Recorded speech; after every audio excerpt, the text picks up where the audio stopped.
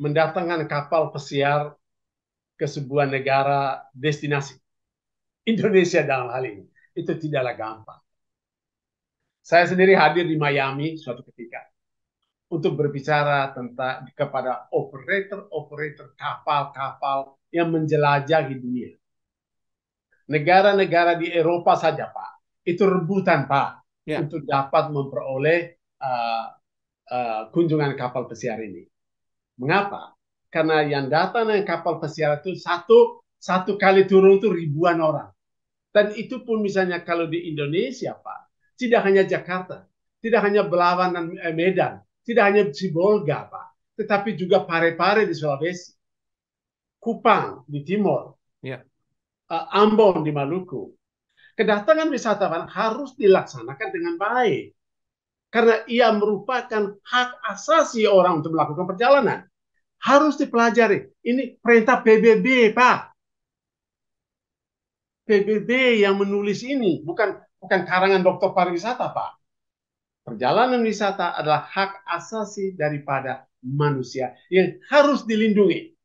Ayo lindungi sudah.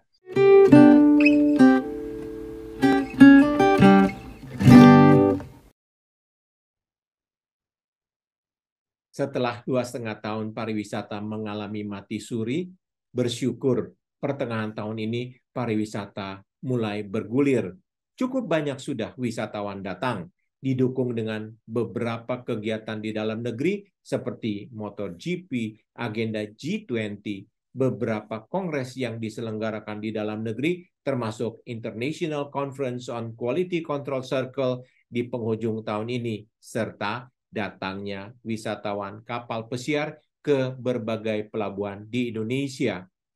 Tetapi sayangnya banyak ahli ekonomi memprediksikan bahwa di tahun 2023 akan terjadi resesi global. Jika ekonomi mengalami stagnansi atau bahkan penurunan, tentunya juga berdampak pada pariwisata. Pagi ini kami akan berbincang dengan Bapak Paul Edmundus Talo, Doktor Pariwisata, CEO dan Owner Floresa Bali Indah Wisata, anggota Dewan Pakar Asita Bali, Ketua Umum IINTOA. Selamat pagi Pak Paul, apa kabar Pak? Selamat pagi Pak Yongki, kabar baik, terima kasih. Sehat Gimana ya Pak kabar ya? yang Pak Yongki? Ya baik Pak, amin, amin. Oke, baik Pak. Silakan Pak ceritakan mengenai kondisi inbound tours pasca pandemi yang telah mendera inbound tour selama 2,5 tahun. Pak Yongki, yang dialami oleh inbound tour operator atau biro perjalanan wisata setelah pandemi itu ada dua, Pak. Yang pertama adalah mereka yang selama pandemi, berkomunikasi terus dengan tour operator menjadi langganan dia, menjadikan kerjanya dia. Setelah pandemi, dia masih berkomunikasi dan ada perjalanan wisata atau tur-tur yang seharusnya dilakukan pada masa pandemi. Itu dilakukan pada masa sesudah pandemi. Oke, jadi kalau saya berbicara kemarin di depan mahasiswa Trisakti, saya mengatakan bahwa seorang doer, CEO yang doer bisa terus berkomunikasi dengan teman-teman kita di luar negeri, dia yang surviving terus. Kira-kira seperti itu, Pak. Itu betul, Pak. Tapi pada umumnya masyarakat, maaf kalau saya terlalu menghakimi. Pada umumnya masyarakat dikira turis itu dia datang karena dicari atau diundang oleh biro perjalanan wisata. Atau dia datang ke kantornya, mari saya mau bikin tur. Yang mereka tidak ketahui adalah bahwa kita bekerja dengan perusahaan-perusahaan di Ya, luar negeri. ya, Perusahaan yang menghasilkan wisatawan. Namanya tour operator ya, dan tour wholesaler. ya. Itu di negara asal wisatawan. Oke. Jadi Ya, Pak Yongki, ketika masa pandemi itu mereka menjalin hubungan terus. ya, Halo, apa kabar? Oh, ini loh ada tur saya yang seharusnya jalankan pada bulan Agustus 2020. Tetapi karena pandemi, karena masih ada COVID, kita tunda ya 2021 misalnya. Ya. Tetapi ternyata 2021 masih berjalan COVID-nya. COVID-nya. Kita tunda, dia katakan kita tunda menjadi 2022. Tetapi waktunya mungkin akan berubah. Tapi ini dikomunikasikan terus. Ya. Lalu ketika pada waktu Indonesia mengatakan kami membuka pintu, Ya. mulai dengan Bali, nah ini dikomunikasikan terus. Ya. Diberitahu, Bali sudah buka. Lalu dia katakan, baik, kalau begitu saya akan datang bulan Mei. Misalnya, saya datang bulan Juni. Dan itu tidak hanya satu tour operator. Tidak di satu negara. Itu berbagai-bagai tour operator. Maksudnya banyak tour operator di berbagai negara. Ya. Yang menghasilkan wisatawan. Mereka disebut negara asal wisatawan. Ya. Di mana perusahaan yang bergerak di bidang pariwisata bekerja sama dengan perusahaan-perusahaan yang bergerak di bidang yang sama di Indonesia yang namanya Biro Perjalanan Wisata. Biro perjalanan yang bekerja sama dengan tour operator atau tour wholesaler di negara tertentu yang sampai hari ini belum mengirimkan wisatawannya karena kebijakan politik di dalam negeri. Contoh, Cina. Ya. Teman-teman kita atau teman-teman kami yang bekerja di Biro Perjalanan Wisata, khusus pasar Cina, mereka masih menunggu, Pak. Ya. Begitupun Jepang. Jepang mungkin 1-2, tetapi negara asal wisatawan atau negara Jepang itu sendiri belum memberikan keluasaan atau kalau sudah belum ada penerbangan langsung yang datang ke Indonesia. Ya. Itu Pak. Oke. Terima kasih Pak Yongki. Baik, terima kasih Pak Paul. Pak, ini banyak para ahli ekonomi memperkirakan tahun 2023 akan mengalami resesi global. Apa pandangan Pak Paul mengenai hal ini yang berhubungan dengan pariwisata, khususnya inbound tour? Berita tentang resesi memang menakutkan kita. Berita resesi itu sudah berkembang sejak pertengahan tahun sebelum itu. Apakah kita lalu diam? Kita menunggu supaya nanti akan terjadi resesi itu sendiri? Tidak, Pak Jon. Ya, Pak. Bahwa saya mengikuti kegiatan pasar wisata di negara asal wisatawan. Di negara, contoh yang kemarin lebih dulu itu adalah Arabian Travel Mart. Ya. Timur Tengah. Yang mempromosikan destinasi-destinasi yang akan didatangi. Contoh Indonesia. Di dalam pertemuan itu, banyak tour operator dunia, bukan hanya Timur Tengah saja, Pak. Ya. Dari seluruh dunia yang bertanya tentang Bali, yang bertanya tentang Sumatera, Jawa, Kalimantan, Sulawesi, Flores, Komodo, Timor, Papua, dan Maluku. Mereka bertanya. Lalu mereka mulai mengirimkan permintaan-permintaan. Itu sudah terjadi, Pak. Ya.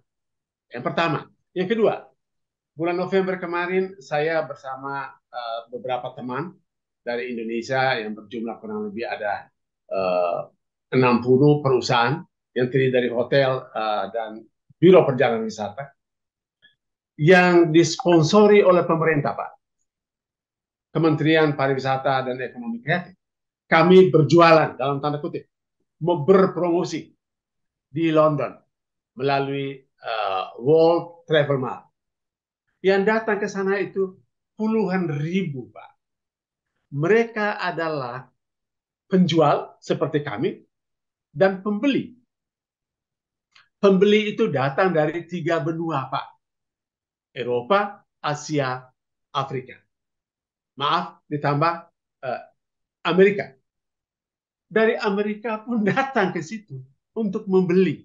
Membeli dari siapa? Membeli dari penjual seperti saya, seperti teman saya dari Panorama, seperti teman saya dari Westin Hotel, dari Segare Village, dan sebagainya, Pak.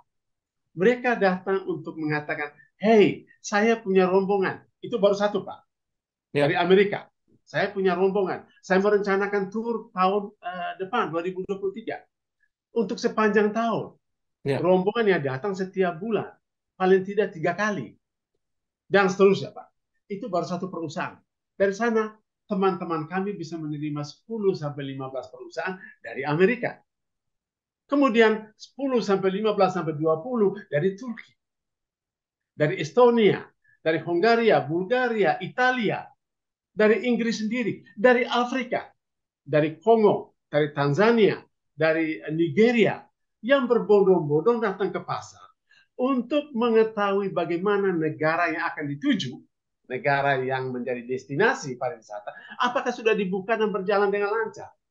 Karena tahun depan ini, dia katakan, tahun depan ini kami mulai mengirimkan rombongan. Dan nyatanya Pak Yongki, kami hari ini, dan saya yakin teman-teman saya juga, itu sudah menerima pesanan-pesanan yang akan dilaksanakan tahun 2023. Di satu pihak, resesi yang dibicarakan oleh para pakar, kita berterima kasih itu sebagai warning untuk kita. Tapi di lain pihak, ada pesanan-pesanan yang harus kami kerjakan saat ini, sedang dikerjakan untuk menyambut 2023, malah ada yang 2024, Pak. Ya, oke. Saya kemarin dengan Pakto itu sama-sama menangani membicarakan sebuah proyek untuk 2024, 2025, 2026 dan seterusnya. Nah, ini menunjukkan kepada kita bahwa di samping resesi yang dibicarakan oleh para pakar ekonomi dan mereka tahu tentang itu, tetapi di lain pihak pasar mengatakan kami siap untuk melakukan kegiatan ekonomi. Oke. Itu pandangan saya, Pak. Jadi artinya untuk tahun 2023 dan seterusnya, pariwisata tetap memiliki harapan, memiliki hari-hari yang cerah. Kira-kira seperti itu, Pak. Itu betul sekali, Pak. Oke. Saya berseluruh di tempat saya, di kantor saya mengatakan 2023, 2024 kita masih bisa makan. Oke. Oke. Artinya pariwisata tetap jalan. Oke. Terima kasih, Pak Yong. Oke. Baik, terima kasih. Berikutnya, Pak, bagaimana pandangan Pak Paul mengenai inbound tours jika perang Rusia-Ukraina berlangsung terus, katanya ekonomi di Eropa terus menyusut. Pandangan Pak Paul? Kalau itu terjadi, Pak, memang kita tidak bisa menduga-duga apa yang akan terjadi. Dan itu saya percaya itu, Pak. Banyak keluhan-keluhan sudah saya terima, Pak, dari teman-teman saya di Eropa. Ada beberapa bertemu pada waktu di London, ada beberapa bertemu pada waktu saya ada di Turki, dan kemarin ada yang datang di Bali dan berbicara hal yang sama. Kalau perang itu terjadi antara Ukraina dan Rusia, yang memang sudah terjadi selama ini, dengan tidak dicampuri oleh negara-negara lain, itu tidak menjadi terlalu banyak soal, Pak, untuk kita. Ya. Toh sudah sedang berlangsung. Tetapi apabila dicampuri oleh negara-negara tetangga, negara-negara yang dinamakan sekutu dan sebagainya, saling membantu antara negara yang bertikai, maka itu menjadi hal yang lain. Itu menjadi perang yang lebih meluas. Kalau itu yang terjadi, saya hanya bisa mengatakan ini, Pak. Domestic turis yang harus dikembangkan. Ya. Lebih besar dan lebih giat lagi. Ya. Ya. Kita tidak hanya bisa menunggu turis dari luar negeri. Kalau tidak ada hamburger, singkong pun jadi, Pak. Kalau itu dikatakan singkong. Kalau singkong tidak ada, misalnya, Pak, keripik pun jadi, Pak. Ya. Dan kita punya ada 260 juta yang punya potensi 140 sampai 160 juta wisatawan yang bisa digarap dengan baik. Kita tetap bisa makan di bidang pariwisata ini, Pak. Ya, baik. Menarik sekali apa yang disampaikan Pak Paul. Analisanya sangat komprehensif. Saya sebetulnya ingin bertanya mengenai apa harapan dan pesan Pak Paul sebagai Ketua Umum Mintua untuk tahun 2023. tapi sebagian sudah Pak ceritakan sebelumnya. Tapi silakan Pak, ditambahkan lagi. Harapan saya, Pak, yang pertama, perang tidak meluas. Malah perang berhenti sudah. Yang kedua, COVID tidak lagi berkembang, Pak. Mati sudah itu COVID. Selesai sudah lah, Pak. Dia menjadi flu biasa. Kita sudah berteman dengan COVID. Dengan Kita new normal ya bersahabat. Pak ya? Bahasa yang populer sekarang. Kita bersahabat dengan COVID. Ya kita flu-flu biasa seperti zaman dahulu kala, Pak. Ya. Tidak ada yang bebas dari flu, kan? Nah, kalau itu yang terjadi, Pak, pariwisata tetap jalan, Pak. Kalau saya boleh menggambarkan juga begini, Pak. Ketika masa COVID, orang diam di rumah. Tidak bisa kemana-mana karena dilarang. Begitu selesai, Pak. Begitu selesai yang dikatakan negara-negara dibuka untuk wisatawan, orang mulai keluar dari rumahnya. Saya mau jalan. Iya. Contoh yang sudah konkret yang kita lihat kemarin, Pak. Pesawat dari Australia semuanya penuh. Oke. Contoh itu, Pak. Dari Ya. Eropa pun pesawat dengan terbatas, tapi penuh semua pesawatnya, Pak. Tidak ada Baik. satu single seat. Ya. Dan satu tempat duduk yang kosong. Pada Ya. waktu saya terbang dari London ke Turki, Ya. begitupun dari Turki saya terbang ke Bali. Itu bukan orang Turki yang terbang, Pak.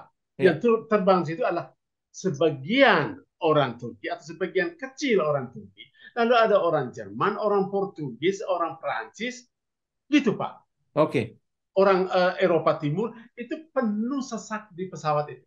Dan Oke. kata airlines pada waktu saya ada di Istanbul, Pak, ini banyak yang menolak.